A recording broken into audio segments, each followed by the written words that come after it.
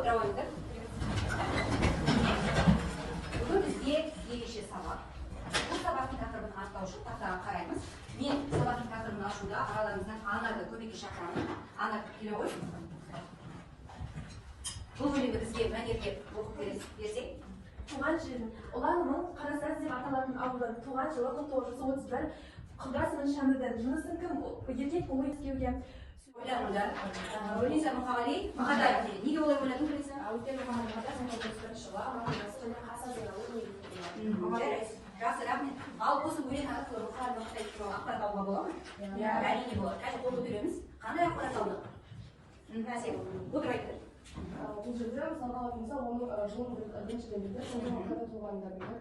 Сосын оның сөздерінен оның аты-жөнін де байқауға болады. Және де ол өзінің жаңағы басын өткен сөз. Бүгінгі сабақ кім туралы болмақшы? Мұқағали Мақатаев. Ана отыра қойып, рахмет. Мұқағали Мақатаевтың мына сөзіне мына дейді.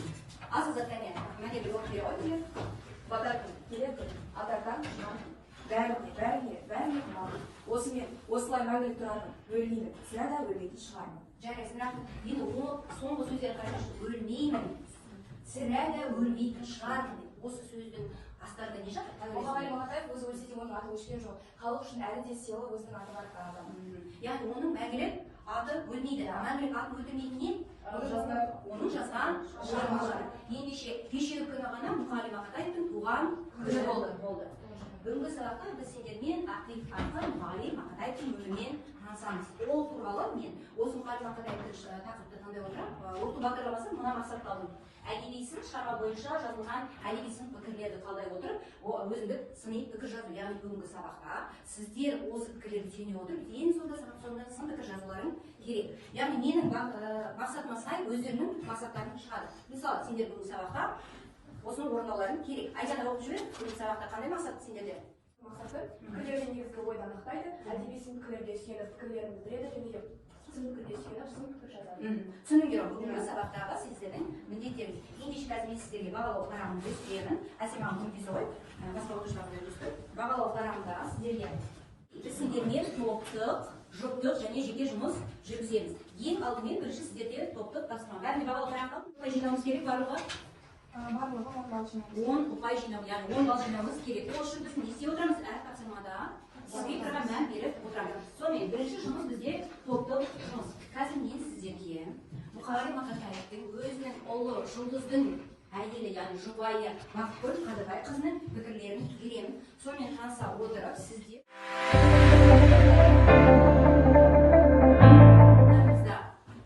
сын пікір жатыр. Сіздердің міндеттеріңіз мәтінді оқып, сол мәтіндегі негізгі сын пікір, негізгі ойды ортасына жазамыз, қалғанына қосымша негізгі ақпараттарды жазамыз. Түсінікті ғой? Ол ақпараттар сіздерде бесеуден кейін болмауы керек. Тапсырма түсінікті ме? Ендеше сіздерге 5 минут уақыт беріледі, 5 минуттан кейін сіздерден сұраймын.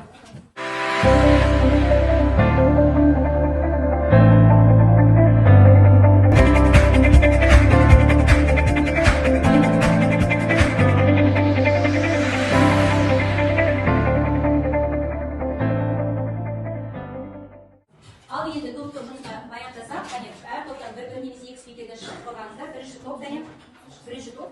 Мұқағали Мақатаев ол Бақытгүл Мақатаев ол атамыздың көзі түсінде қызмет еткен жоқпын, енді рухына қызмет етіп жатырмын деген сөздерін айтып кеткен. Яғни ол Мұқағали Мақатаев атамыз кезінде өзінің шығармалары. Сіздердегі осы пікірдегі негізгі ой не болды? Негізгі ой бізде бұл сөйлемде негізгі ой біздің түсінігіміз бойынша Мұқағали атамыздың қазақ халқына қалай тер төккені жайлы болды. Жақсы, рахмет. Сонымен басқа топтарға айтарымыз, бірінші топтағы берілген сын пікірдің негізгі ойы Мұқағали Мақатаевтың халық үшін төккен тері болып табылады. Жақсы, рахмет, отыра қойыңыздар. Екінші топтан спикер шығады. Бізге берілген негізгі ой, бұл жерде біздің негізгі ойымыз Мұқағали Мақатаевтың махаббаты туралы. Яғни айтқанда Фариза менен Лашынға деген махаббаты. Суретте Мұқағали Мақатаев Фаризамен өте жақсы араласқан. Тіптен Фариза арасына қарағанда Фариза қыз, Фариза жан деген өлеңін арнаған. жақсы, сонда сіздердегі берілген Бақытгүл Мақатаеваның пікірі бойынша атамыз жаңағы Мұқағали Мақатаев пен жары Лашынның арасындағы адал сезім және ақындар арасындағы достықты білдіреді. Яғни Мұқағали Мақатаев пен Фариза Оңғарсынованың арасындағы ақындар арасындағы қарым-қатынас және Мұқағали Мақатаевтың Фариза Оңғарсынованы қарындас ретінде қабылдағанын және ақын ретінде мойындағанын білеміз, иә? Жақсы, жеткізе алдық деп ойлаймын. Топқа рахмет. Жақсы, отыра қойыңыздар. Үшінші топ шығады.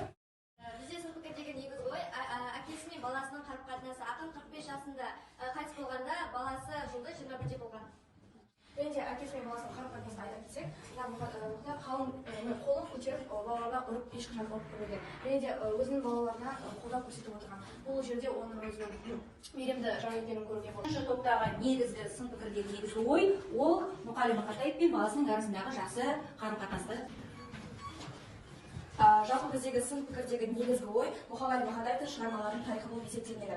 Мұқағали Мақатаев сол кезінде өзіне ұнамаған шығармалар өлең жазып, өзіне ұнамаған шығармаларын мұжып-мұжып лақтырып жіберетін болған. Ал Лашын апамыз болса, оны байқатпай жинап алады да, сонда өлеңдер жинағына қосқан екен. Мұқағалидың өлең халықтың сол кезде айтуы бойынша Мұқағалидың әрбір шығармаларының есі аңқып, стилі көрініп тұрады екен. Мұқағали Мақатаевтың келіні былай дейді.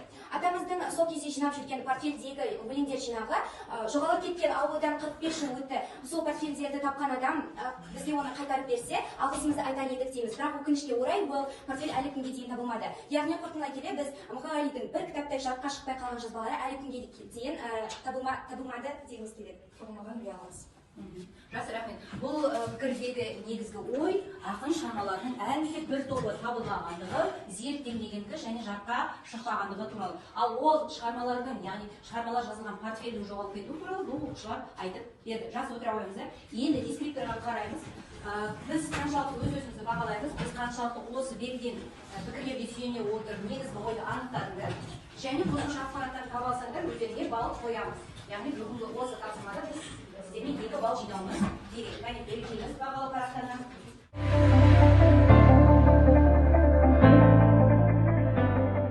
Әр топтың оқушыларын бір-бір тыңдады ма, тыңдамады ма, соны тексереміз. Шындық және жалған. Әр топта 2 сұрақтан келеді. Бір сұрақтан да болды, одан кейін отырып қоямыз. Кәне, мына топтан кім шығады? Әлбетте ғой.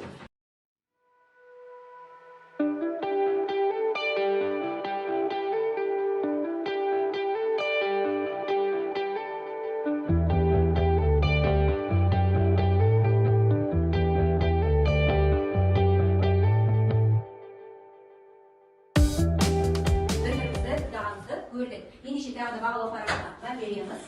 Бағалау парағында егер де 2 жауапты дұрыс тапсақ, ол бір-бір ұпайдан қоямыз деген сөз.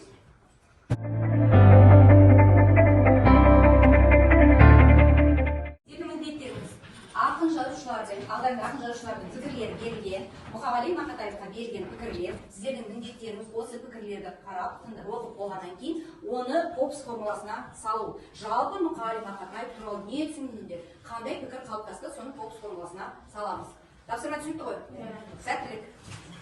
Егер де сіздерде қосымша мәлімет керек болатын болса, дәлелдеріңіз үшін керек болатын болса, менің алдымда 2 жинақ бар, соны алуларыңызға болады. Немесе оқулықты пайдалануларыңызға болады. Сонымен жұптық жұмысы қорытындысын білу үшін бірінші топтағы жұпқа береміз. Кәне, кім дайын? Жазушылар, ақындар Кімге келіп айтуға болады. Жақсы. Яғни біз Мұқағали Мақатаевты сол кездегі ақындардың ішінен бөліп алып жаруға болады. Жақсы, отыра ғой. Яғни біз Зарина мен Алибидің жұмыстарына оның пікірлерін түсіндіргендігін және сол пікірлерін мысалдармен дәлелдей алған, қорытынды шығарғанын байқай алды. Сондықтан сіздердің жұптарыңызда 9 ұпай қоюға болады. Бағалау парақтарына белгілеңіздер. Анжела, сіз топтағы басқа жұптардың жұмысын қарап, солай бар екен ұпай қоюларына себепші болыңыз. Көмектесіңіз. Маған екінші топтан бізде Гүлниса мен Анардың жұбына береміз. Қалайында байқаймыз. Менің ойымша, Мұқағалидың өнерін ол заманда ешкім бағаламаған. Бізде Мұқағали Мақатаевтың кейін ғана халық оның өнерін бағалаған. Себебі мен оны былай түсіндіремін. Мұқағалиджан Мақатаевты нағыз талантты есекені оның бірінші қадамынан аңғарғанын түсінеміз. Оны мен мына фактілермен дәлелдеймін. Мұқағалиджан Мақатаев Мұқағалидың нағыз талант иесі екенін байқаған. Мысалы, Мұқағалидың шығармалары өз заманында лайықты орын таппады. Қорытындыда Мұқағалиджан Мақатаев Мұқағалидың нағыз ақын екенін бізге жеткізе білді. Жақсы, жарайсыздар. Сен қалай ойлайсыз? Бұл топ өздерінің пікірін жазалды ма? Жазалды. Тағы, біз пікірін шығара береміз. Бұл тоқал береміз. себебі бұларда сын пікірде болды, бірлесіп жұмыс жасай алды, және пікірлерін түсіндірді, дәлелдеріне мысал келтірді, және қорытынды шығарды, және де екеуі бірлесіп жұмыс жасады. Дұрыстық жұмыс жүрді. Жақсы жарайсыздар. Енді Әсем Заринаның жолына бересіздер. Қандай нәрсені орда. Біздің ойымызша Мұқағали Мақатаев өлең ақындардың бірі, себебі оның өлеңдері қазіргі таңға дейін жалғасуда. Біз оны мына фактілермен дәлелдей аламыз. Май күні Мұқағали Мақатаев. Ол өмірге келгенде көктем еді. Жер гүлін көктем нұрын төккен еді. Саяларды салсамал өткен еді. Сол өмірге несіне өкпеледі. Сол өмірге несіне өкпеледі. Ал өмір оны сыртқа теппеледі. Қайғырмаймын жырым ғой жазылмаған. Күрсінткенім болмаса тепкеменің. Күрсіндіріп кетті ғой тепкемені. Дей алмаймын өмірге ол өкпеледі. Қойшы тәйірі осынау ит өмірге. Текке келіп адамдар тепке өледі. Қорытындылай келе, Мұқағали Мақатаев қазақ әдебиетінде өте жарқын, күшті де көрнекті бір ақын иесі болып келеді. Жақсы жарайсыздар. Күнес апай, дискриптив бойынша баға бере ғой. Мен бұл жұмысқа толық толық бере аламын. Өйткені Әсем Зарина бізде жұмыс істеп өз пікірлерін толықтай жеткізе білді, және де бұлардың жұмысына көңіл тоқты. Жарайсыздар қыздар. Яғни балдардың бақылауына. Енді соңғы біздің тапсырмамыз жеке жұмыс жүргіземіз. Ол үшін біз қазір алдарында берілген пікірлер бар ғой. Солардың ішінен әдеби сын пікір жазасың, бірақ соның ішінен біреуін негізге ала отыра, біреуін ғана көптеген барлық пікірлеріміз соның ішінде тек қана біреуін ғана ала отырып, әдеби сын пікір жазасың. Әдеби сын пікір жазудың үлгілері алдарыңызда жатыр. Сіздер бір ақын жазушыны, ал енді жеке жұмысты қалай орындағанын тексеру үшін бірінші топта кәне бір уақытқа өтеледі. Әбіш Кекілов, Мұқағали Мақатаев адамдар арасындағы өмірдегі өз өлеңдеріне табиғатты әсемдеп айтқан. Оның өлеңдері адамның рухын көтеріп, шабыттандырып, күйзеліс пен қуаныш туралы айтады. Оның өлеңдері қазақ халқына әлі сиясы кетпегендей танылған. Оның келіні Бақкүл Мақатаев көзі тірісінде қызмет еткен жоқпын, енді рухына қызмет етіп жатырмын деген сөзін мен бұлай түсіндім. Мен Мұқағали Мақатаев өзінің өлеңдерін, шығармаларын жазамын деп отбасында көп көңіл бөле алмаған деп ойлаймын. Жақсы, рахмет. Яғни сен өзіңнің пікірінде ақын жазушылардың сын пікірін негізге алдың, және өзіңнің әдеби сынды белек алдың. жақсы жарайсың, бағалы парағына өзіңнің пікірін жасауға. Екінші топта бөлме сөз бере ғой. Мұқағали Мақатаев өте көрнекті ақын. Оның еңбегі өз заманында лайықты бағаланған. Ахметжан Қартаев арамыздан құрметке кеткен тамаша ақынымыз Мұқағали Мақатаевтың алғашқы қадамында оның аяқ алысынан аяқша қалған ес екенін аңғаруға болатын еді. Аңғармақпыз. Мен Мұқағали Мақатаевтың пікірімен толық келісемін. Әттең иесі Мұқағали Мақатаев еңбегі дер кезінде бағаланғанда ғой. Бірақ қазіргі достарымыз Мұқағали Мақатаевтың шығармаларын түсініп оқиды. Менің ойымша, оның шығармалары болашақ ұрпаққа дейін сақталады және жеткізіледі. Жарайсың дейсің, ақын жазушылардың соның ішінде Мұхамеджан Қартаевтың сөзін негізге алмасын және өзіңнің де пікіріңді білдіре аласың. Жарайсың деймін, яғни өзің дискриптор бойынша балдарды қоюға болады. Үшінші топтан мен Ернар Ердағым келеді. Ернар. Біздің заманымыздағы Мұқағали Мақатаев ғажайып ақындардың бірі. Мұқағали Мақатаев қазақтың поэмасы өршіл рухтың орнымызда көркемде бейнелі дүниелермен байытты. Ол Райымбек, Маврик, Ильич, Болжиктер поэмалары жазды. Қорытындыға келе кетсем, ол қазақ поэмасына жаңа ырғақ серпін алып келген ақын. Яғни қазақ поэзиясында Мұқағали Мақатаевтың шығармаларының орны орасан зор дегенді бағалап отырсың, иә?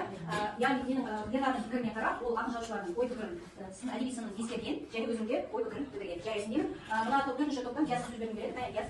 Мұқағали Мақатаевтың поэзиялары арқылы біздің оның қазақ әдебиетінде қандай жарқын күшті де өрнектің ақын болғанын біле аламыз. Себебі оның творчествосы біздің бойымызда қуаныш, мақтаныш, рухани күш қуат құяды. Сонымен қатар оның шығармалары адамға түрлі эмоциялармен сезіле береді. Жарайсың, ақын жазушылардың әдеби сын пікірін ескергенсің және өзіңде пікіріңді жаза алғансың. Жарайсың дейді, сол себепті дискриптор бойынша бағалады. Қойшыңдар, кәне бәрімізде әркім өзінің дискриптор бойынша өз-өзін бағаласын. Бағалаймыз, кәне өз-өзімізді. Бағалаймыз. Бағалап болсақ, енді бүгінгі сабақты қорытындылаймыз. Манаға біздің өзіміздің ең алғашқы сабақтың басындағы мақсатқа жете алдық па? Естеріңізде түрме? Біз қандай мақсат қойдық? Шығарма бойынша Ол өтелеміз, кәне кім сөйлейді? сабақтың басында пікірлердің негізгі анықтауды және әдеби пікірлерге сүйеніп, пікірлерді білдіру және сын пікірлерге сүйеніп, сын пікір жазуды мақсат қойдық. Яғни сен бүгінгі сабақта өзіңе толық оқу мақсатына жеттің деп ойлайсың ба? Иә. Сонымен өз-өзін бағалау кезінде 10 ұпай жинаған оқушылар болса, қол көтерсеңіздер, 10 ұпай жинаған оқушылар, яғни бүгін біз осы тапсырмадан 10 ұпай жинағанда қол көтереміз. Жақсы жарайсыздар, сабақтың 60%-ны 10 ұпай жинағанды көрдік. Яғни көп оқушылар сабақ мақсатына жете алды.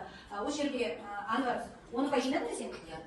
Жарайсың, яғни. Сонымен бүгінгі сабақта біз қаншалықты жетістікке жеттік, рефлексия жасап көрейік. Бірінші топ, кәне, әлгі 2 жұлдыз бір тілек әдісі бойынша бүгінгі сабақта ұнаған 2 тұсты және тілек болса айта алайық. Бүгінгі сабақ ең көңілге шықты. Себебі біз бүгінгі сабақта Мұқағали атамыздың жазған шығармаларын және оның қазақ халқына деген еңбегін көре алдық. Және де мен осы қазақ елінде осындай елімізге пайдалы ақпараттар көбірек болуын қалаймын. жарайсың, рахмет. Екінші топтан кәне Әсем өзіңнің ойын білдіре ғой. бүгінгі сабақта маған ұнаған тұстары ең бірінші мұқағали ағатамыздың махаббатқа адал болғанын білдім, және де оның қасындағы жаңағы ақын жазушылар оған түрлі ой пікірлерін білдірген, яғни айтқанда мұқағали өзінің заманында ең тапқыр ақындардың бірі болған. Және де менің тілегім осы мұқағали мақатаевтың жаңағы өлеңдерімен, шығармаларымен танысып, соларды жаттап алуға тілек білдіремін. Жақсы, Әсем не қосасың? Мен бүгінгі сабақ өте жақсы өтті, өйткені мен Мұқағали Мақатаев туралы көп нәрсе білдім. Мұқағали Мақатаев махаббатқа адал екені және басқа ақын жазушылар оған көмектесіп отырғанын білдім. Және тілегім осы елдегі немесе мемлекеттегі немесе қаладағы барлығы осы Мұқағали Мақатаевтың өлеңін, өмірін барлығы білсе екен. Мен Әселді әдейі ерекше көтеріп отырмын, өйткені бүгінгі сабақта Мұқағали Мақатаевтың өзінің қызы Майгүлге арнаған өлеңін оқып берді. Бұл тамаша, өйткені ол тапсырма болған жоқ. Дегенмен де Әсел өзінің ақын туралы, өмірі, шығармашылығы туралы білетіндігін көрсете алды. Сондықтан да менің тілегім, сіздер де осы Әсел сияқты ақынның өлеңдерін жазап жүріңіздер. Жақсы, рахмет. Егер тапсырма онлайн мектеп платформасында сіздерге тапсырма дайындап жүктеп қойдым, соны орындап келіңіздер. Бүгін сіздерге сабақ ұнады деп ойлаймын. Сау болыңыздар.